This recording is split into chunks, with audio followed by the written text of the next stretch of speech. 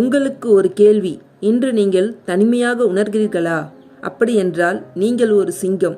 ஏனென்றால் சிங்கங்கள் மட்டுமே தனியாக நடமாடும். மாடுகள் எப்பொழுதும் கூட்டமாகத்தான் இருக்கும்.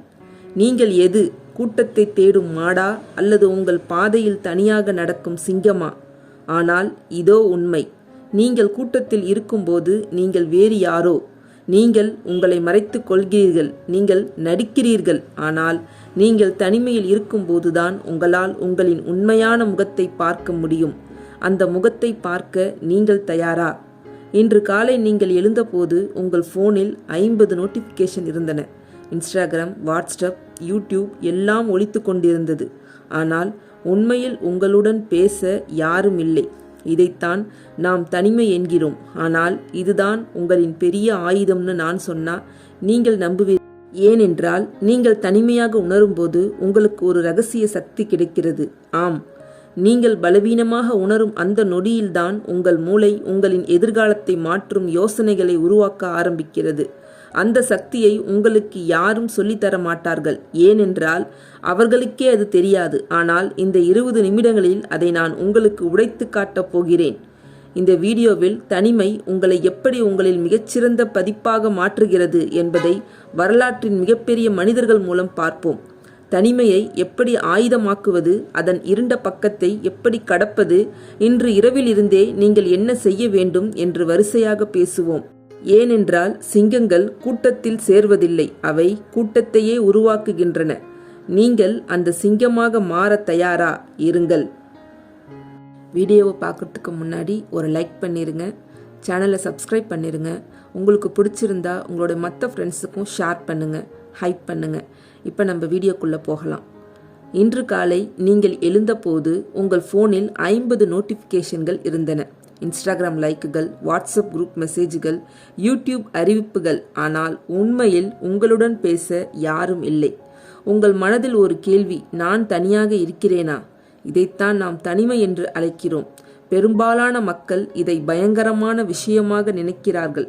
அவர்கள் ஓடுகிறார்கள், கூட்டத்தில் கலக்கிறார்கள், நண்பர்களை தேடுகிறார்கள். ஆனால் இதோ உண்மை. ஒவ்வொரு மகத்தான வெற்றி கதையும் தனிமையில்தான் தொடங்கியது. நீங்கள் தனிமையில் இருக்கும்போதுதான் உங்கள் சிந்தனை தெளிவாகிறது. கூட்டத்தில் நீங்கள் யாரோ ஒருவரின் பிரதிபலிப்பு மட்டுமே. தனிமையில் நீங்கள் உங்களின் உண்மையான பதிப்பாக மாறுகிறீர்கள். உலகின் மிகப்பெரிய சிந்தனையாளர்கள் அனைவரும் தனிமையை தழுவியவர்கள். ஐன்ஸ்டீன் தனிமையில் தனது சார்பியல் கோட்பாட்டை கண்டுபிடித்தார். நியூட்டன் பிளேக் தொற்று காலத்தில் தனிமையில் இருந்தபோது ஈர்ப்பு விசையை கண்டுபிடித்தார். ஸ்டீவ் ஜாப்ஸ் தனிமையில் இருந்த பயணங்களில்தான் ஆப்பிளின் எதிர்காலத்தை வடிவமைத்தார். தனிமை என்பது தண்டனை அல்ல, அது ஒரு பரிசு. ஆனால் பெரும்பாலான மக்கள் அதை புரிந்து கொள்ளவில்லை. அவர்கள் தனிமையை ஒரு பிரச்சனை போல் பார்க்கிறார்கள். அவர்கள் அதை மருந்துகளாலும் கவனச்சிதறல்களாலும் மூட முயற்சிக்கிறார்கள். ஆனால் உண்மையில் தனிமையில்தான் உங்கள் பெரிய யோசனைகள் பிறக்கின்றன. தனிமையில்தான் உங்கள் வாழ்க்கையின் திசையை நீங்கள் கண்டுபிடிக்கிறீர்கள். இங்கே ஒரு முக்கியமான வேறுபாடு உள்ளது. தனிமை மற்றும் தனியாக இருப்பது, இவை இரண்டும் ஒன்றல்ல. தனியாக இருப்பது என்பது உடல் ரீதியாக யாரும் இல்லாத நிலை. தனிமை என்பது உணர்வு ரீதியான ஒரு நிலை. ஒரு கூட்டத்தின் நடுவிலும் நீங்கள் தனிமையாக உணர முடியும். ஒரு அறையில் தனியாக இருந்தாலும் நீங்கள் மகிழ்ச்சியாக உணர முடியும். உண்மையான பிரச்சனை தனிமை அல்ல, அது தனிமையை புரிந்து கொள்ளாமல் இருப்பது. உங்கள் தனிமையை நீங்கள் புரிந்து கொண்டால் அது உங்கள் வலிமையாகிறது. நீங்கள் அதற்கு பயந்தால் அது உங்கள் பலவீனமாகிறது. தனிமை உங்களுக்கு கற்றுக் கொடுக்கும் முதல் பாடம் சுய அறிதல். நீங்கள் யார்? உங்களுக்கு என்ன வேண்டும்? நீங்கள் எங்கே போகிறீர்கள்? இந்த கேள்விகளுக்கு பதில் கண்டுபிடிக்க நீங்கள் கூட்டத்தில் இருந்து விலக வேண்டும். நீங்கள் கூட்டத்தோடு இருந்தால் நீங்கள் கூட்டத்தின் குரலைத்தான் கேட்பீர்கள்.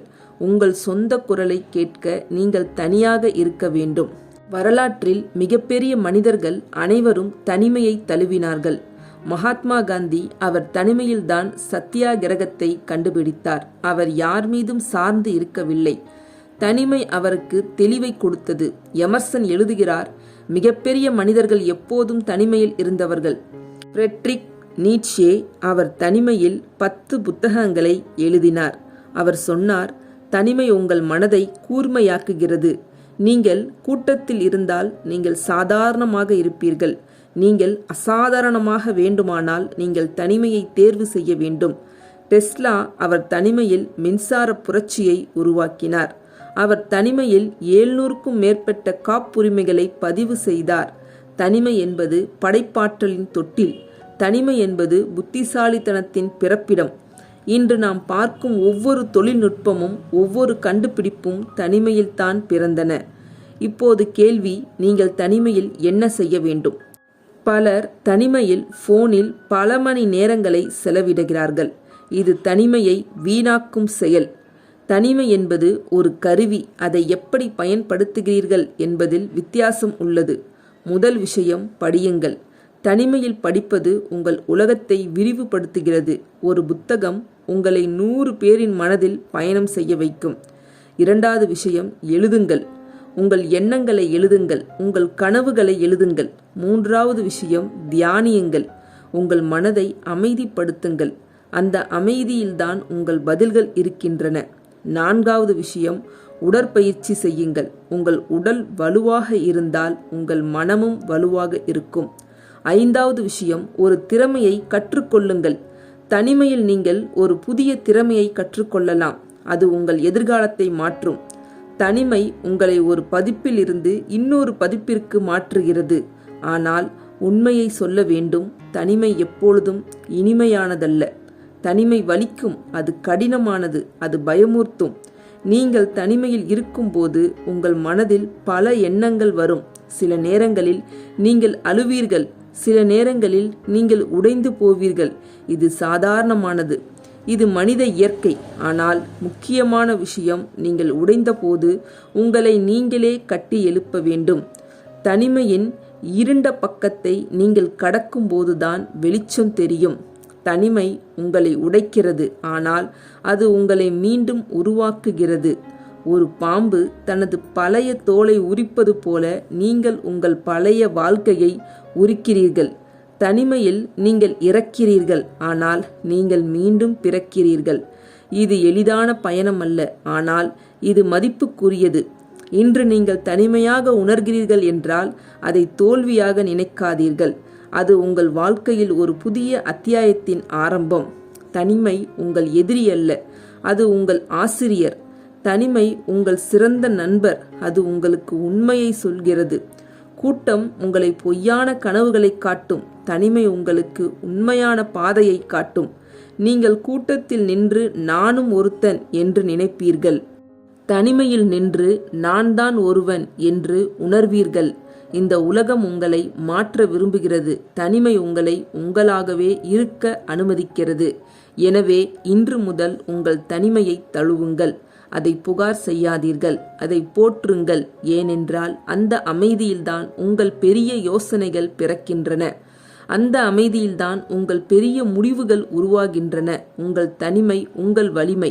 உங்கள் தனிமை உங்கள் ஆயுதம். உங்கள் தனிமை உங்கள் வெற்றியின் இரகசியம். இன்று நீங்கள் தனியாக இருக்கிறீர்கள் என்றால் கவலை வேண்டாம். ஒவ்வொரு மகத்தான மனிதனும் இந்த பாதையில் நடந்திருக்கிறான். நீங்கள் சிங்கம். சிங்கங்கள் எப்பொழுதும் தனிமையாக நடமாடும். நீங்கள் தனிமையை தழுவும் நாள்தான் உங்கள் வாழ்க்கையின் மிகப்பெரிய நாளாகும். உங்கள் பயணம் தொடங்கட்டும். உங்கள் வெற்றி நிச்சயம். இன்னைக்கான வீடியோவில் தனிமையை எப்படி ஆயுதமாக பயன்படுத்தணும் அப்படின்றத நம்ம தெரிஞ்சிருப்போம். இன்னையிலிருந்து தனிமையில் ஃபோனை நோண்டிக்கிட்டு கவலைப்பட்டுக்கிட்டு ஸ்டேட்டஸ் வச்சுக்கிட்டு இருக்காமல் தனிமையில் நம்ம மிகப்பெரிய யோசனை பண்ணி வாழ்க்கையில் எப்படி முன்னுக்கு வரணும் அப்படிங்கிற வழியை நம்ம பார்ப்போம். என்னோட சிந்தனை பிடிச்சிருந்தா லைக் பண்ணி ஷேர் பண்ணி சப்ஸ்கிரைப் பண்ணுங்கள். என்னோட சேனலையும் சப்போர்ட் பண்ணுங்கள். ஃபுல்லாக பார்த்ததுக்கு ரொம்ப தேங்க்ஸ். தேங்க்யூ.